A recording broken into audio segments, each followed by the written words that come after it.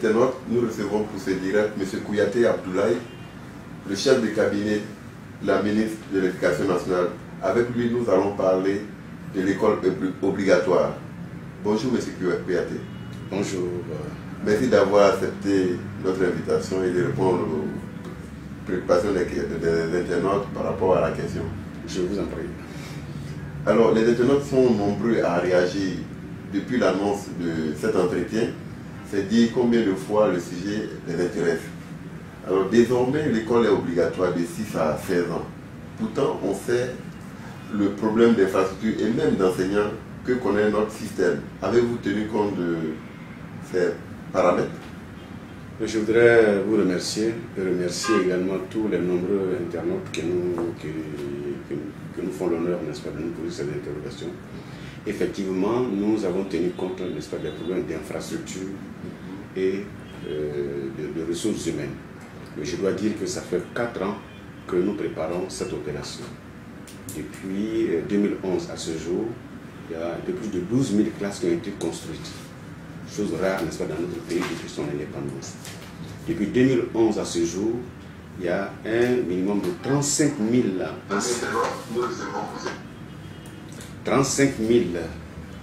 enseignants et personnels d'encadrement et administratifs qui ont été recrutés. Tout cela en vue de préparer cette opération. En fait, c'est un processus qui arrive à son terme. Je veux parler du processus de préparation de cette décision de l'école obligatoire qui arrive, n'est-ce pas, à son terme avec la prise de décision. Donc nous avons préparé cela. Mais indépendamment, n'est-ce pas, de ce qui a été préparé en amont, il y a des perspectives. Aujourd'hui, il y a 5081 classes qui sont en construction, qui doivent être prêtes pour la rentrée. Et il y a un peu plus de 6000 enseignants du primaire qui vont sortir, n'est-ce pas, des CAFOP pour accueillir les gens à la rentrée scolaire 2015-2016 et le même nombre, c'est-à-dire 6000 enseignants. Et je veux parler de toutes tendances confondues, tous cycles confondus, primaire et secondaire, qui doivent sortir à la rentrée scolaire 2016-2017 pour encadrer les jeunes gens. Donc nous avons préparé cela depuis 4 ans et ce processus arrive à son terme et nous commençons un autre processus, à savoir la mise en œuvre de l'école obligatoire. Alors, sur le terrain, effectivement, nous avons constaté, il y a déjà certaines écoles refusent encore les inscriptions, comme chaque année d'ailleurs, surtout au niveau du public. Alors, avec ce que vous venez d'expliquer, comment allez-vous gérer cette situation? Mais ce que je peux vous dire, est dans le cadre des préparatifs de cette décision, depuis 2012, nous avons demandé à tous les directeurs d'école, à toutes les inspections d'enseignement préscolaire et primaire, d'inscrire systématiquement tous les enfants en âge d'aller à l'école, pour que nous fassions une idée exacte du nombre d'enfants à scolariser. Donc en principe, cela ne devrait plus se poser. Avec la prise de cette décision, tous les enfants en âge d'aller à l'école doivent être inscrits, doivent être accueillis, n'est-ce pas, dans les établissements. Maintenant, il appartiendra à l'État de mettre les infrastructures à la disposition, n'est-ce pas, de cette école-là, de ce personnel pour inscrire tous les enfants. Alors, ce projet également s'appuie sur les établissements privés. Comme toujours, d'ailleurs, le système éducatif comprend le public et le privé. Au même moment, on parle de gratuité de l'école. Le privé n'est pas gratuit.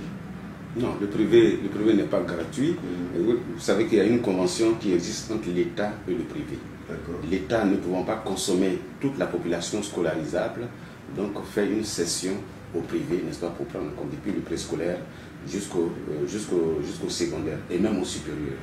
Ce qui signifie que pour le primaire, les écoles primaires qui ont des frais de scolarité un peu moindres, l'État leur apporte une subvention. Maintenant, pour le secondaire, où nos enfants qui sont admis en 6e ou alors qui sont orientés en seconde sont affectés, donc l'État donne, n'est-ce pas, un frais de scolarité. Pour le premier cycle, c'est 120 000 francs. Pour le second cycle, c'est-à-dire la classe seconde, c'est 140 000 francs. Donc l'État se constitue en parent d'élèves pour venir, n'est-ce pas, en appui. C'est ce qui se fait. Mais indépendamment de cela, il y a des élèves qui sont sortis du système public, n'est-ce pas, dont les parents veulent poursuivre la scolarisation. À partir de cet instant, donc ceux-là peuvent aller dans le public, n'est-ce pas, dans le privé, pardon, pour inscrire leurs enfants. Mais il est dit dans cette décision que les enfants doivent être scolarisés aussi bien dans les établissements publics que privés. Voilà ce que dit la décision. D'accord. Au niveau des effectifs, quel est le nombre acceptable dans une salle de classe? Bon, dans ce que nous avons retenu, je crois que nous sommes autour de 55 pour le primaire et 50, n'est-ce pas, pour le secondaire. C'est ce qui est acceptable. Dans la norme, n'est-ce pas, de l'UNESCO, n'est-ce pas, nous sommes autour de 40 pour le secondaire et 45, n'est-ce pas, pour le primaire. Ce que vous voyez. Mais, vous savez, nous avons connu, n'est-ce pas, un moment de blocage, n'est-ce pas, de construction d'infrastructures scolaires. Ce qui a fait qu'il y avait un engorgement. Il y avait un engorgement de telle sorte que c'est ce qui a entraîné la construction massive, n'est-ce pas, de 12 000 classes. Ce que vous voyez. Donc, voilà les effectifs admis. Et vous le constatez avec les résultats des examens qu'il y a une amélioration. Parce que tout simplement, les conditions de travail des enseignants s'est améliorées avec les effectifs qui sont réduits. Avant, nous étions à 90 à 120 dans les classes. Aujourd'hui, cet effectif, n'est-ce pas, est réduit à 70 dans les classes en attendant d'atteindre, n'est-ce pas, la vitesse de croisière. Okay. Alors, il y a une internaute qui a réagi. On va prendre une réaction. Sylvie Kondo-Tra.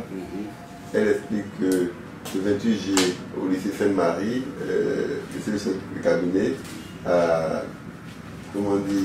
expliqué que l'école obligatoire pour les enfants de 6 à 16 ans signifie envoyer les enfants à l'école et les y maintenir jusqu'à l'âge de 16 ans. Donc elle se demande, quand sera-t-il pour les élèves médiocres qui n'auront pas la moyenne pour passer en classe supérieure et puis ils seront, que l'État sera, le système sera contraint de rejeter. Bon, nous ferons en sorte qu'il n'y ait pas, parce que l'obligation scolaire s'applique aux enfants de 6 à 16 ans. Nous ferons en sorte qu'il y a trois mécanismes. Le premier mécanisme, c'est les enfants qui sont sortis du système scolaire, donc qui n'ont pas encore atteint l'âge de 16 ans. Nous prévoyons des classes passerelles pour leur remettre à niveau, pour leur donner le niveau qu'il faut, afin de voir à quel niveau on peut les mettre. Bon, je prends un exemple, si un élève sort à partir de la classe de CE1, il a fait 2 ans, donc pour le remettre à niveau, on fait une classe passerelle pour savoir quels sont ses prérequis et puis à quel niveau on peut le mettre, s'il faut le mettre au CE2 ou au CM1. Et généralement, quelquefois même on les met au CM2, ils passent l'entrée en 6e, ils sont insérés dans le système classique. Et ça c'est deux. Deuxièmement, il y a des élèves qui sortent à partir de la classe de 5e. Et s'ils n'ont pas la performance qu'il faut, nous aurons un partenariat avec l'enseignement professionnel pour leur donner une formation professionnelle qui puisse leur permettre, au bout de 2 ans, en ce moment ils auront atteint l'âge de 16 ans, au bout de 2 ans, ils ont cette formation qualifiante qui leur permet de s'insérer dans le tissu social. Bon, le troisième niveau, c'est les élèves qui n'ont pas de niveau. Nous comptons mettre un système de renforcement de capacité des élèves pour faire en sorte que les élèves qui n'ont pas le niveau requis, n'est-ce pas, soient pris en charge, soit pendant les vacances de Noël ou bien pendant les jours choses fériés, pour leur donner le niveau qu'il faut. Parce que notre souci, c'est de faire en sorte qu'aucun élève ne sorte de notre système avant l'âge de 16 ans, ou alors de réduire au maximum le taux de renouvellement.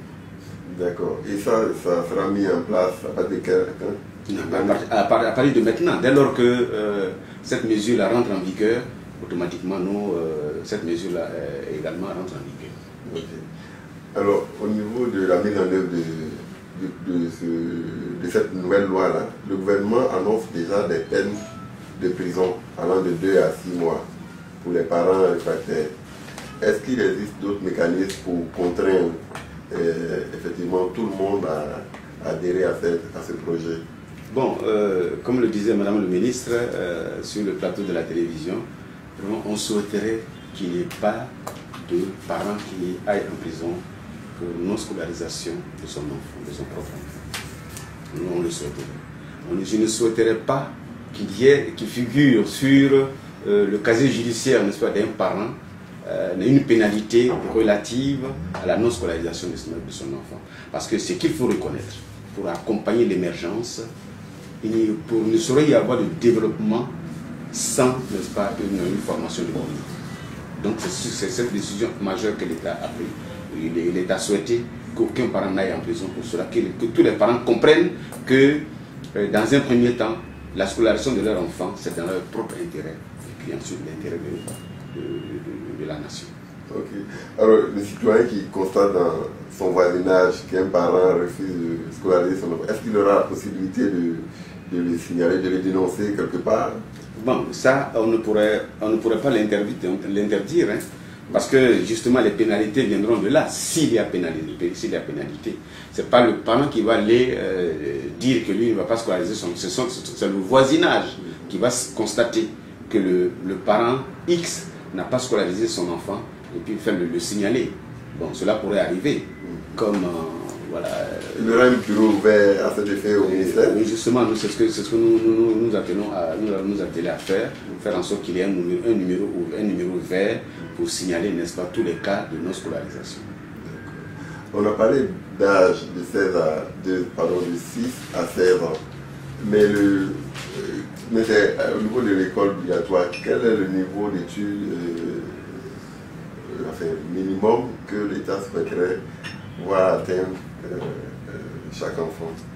C'est ce que nous appelons l'éducation de base. L'éducation de base qui part du préscolaire à la classe de 3e. Okay. Parce qu'on constate que quand un enfant atteint la classe de 3e, il est alphabétisé, mais il est lettré de façon irréversible. C'est-à-dire qu'il ne retombera plus dans l'alphabétisme. Voilà, c'est le niveau de 16 ans, n'est-ce pas, la classe de 3e. Bon, il y a des élèves qui peuvent atteindre la classe de 3e chose à 14 ans, 15 ans, peut-être même 13 ans. C'est la chose à leur actif. Mais c'est ce niveau, soit 16 ans, ou en tout cas le niveau de la classe de 3e. Quand il atteint le niveau de la classe de 3e, on suppose qu'il ne retombera plus dans l'analphabétisme. Okay. Monsieur le chef de cabinet, quel rapport faites-vous entre l'école obligatoire et l'école gratuite? Bon, l'école obligatoire, comme son nom l'indique, c'est faire obligation à tous les parents de scolariser leurs enfants dès lors que cet enfant a l'âge de 6 ans. L'école gratuite, c'est de faire en sorte que le parent n'ait pas grand-chose à payer. Mais je dois le dire que depuis 2011, depuis 2012, l'école gratuite, n'est-ce pas, se poursuit, à savoir à travers la distribution des kits scolaires. L'État distribue tous les ans des kits scolaires aux élèves du primaire. L'État distribue également les manuels scolaires à tous les enfants du primaire. Et puis les cantines, n'est-ce pas, sont ouvertes, aussi bien dans les zones rurales que dans les zones urbaines. Les cantines sont ouvertes pour permettre aux enfants, n'est-ce pas, d'aller à l'école. Tout cela fait partie, n'est-ce pas, du mécanisme de la gratuité de l'école. Voilà ce que nous entendons par l'école. C'est-à-dire donner le minimum essentiel aux enfants qui leur permettent de faciliter leur apprentissage. Alors, ce sera la dernière question. Que voudriez-vous que les internautes retiennent de votre passage ici à Abidjan.net? Ce que je voudrais qu'ils attendent, c'est que ils attendent que le président de la République vient de prendre une décision historique. Cela, de notre point de vue, va bouleverser positivement le visage, n'est-ce pas, de l'école ivoirienne, de la nation tout entière. Et comme je le disais tantôt, le président a fixé comme objectif l'émergence de la Côte d'Ivoire à l'horizon 2020.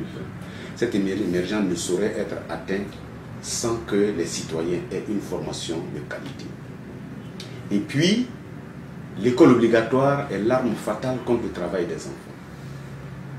Cela permettra à tous les enfants qui ont une formation de qualité de trouver de l'emploi. Ça va baisser le taux de chômage. Et puis, il y a également, c'est une question d'égalité, mais d'équité. Il n'y aura plus de différence entre un garçon et une fille. On ne dira pas, bon, on ne fera pas de choix parce que le petit garçon est moins utile, n'est-ce pas, aux travaux ménagers, on le scolarise, et la jeune fille qui est plus utile aux travaux ménagers est maintenue à la maison. Non. Donc c'est une question d'équité, d'égalité. Et je crois que c'est ce que nous amène à dire que vraiment cette décision est historique et cela va bouleverser positivement le visage de notre nation. Et je crois qu'en tout cas au niveau de l'éducation nationale, nous lui disons merci d'avoir pris cette décision à son heure. Merci beaucoup. Je vous en prie.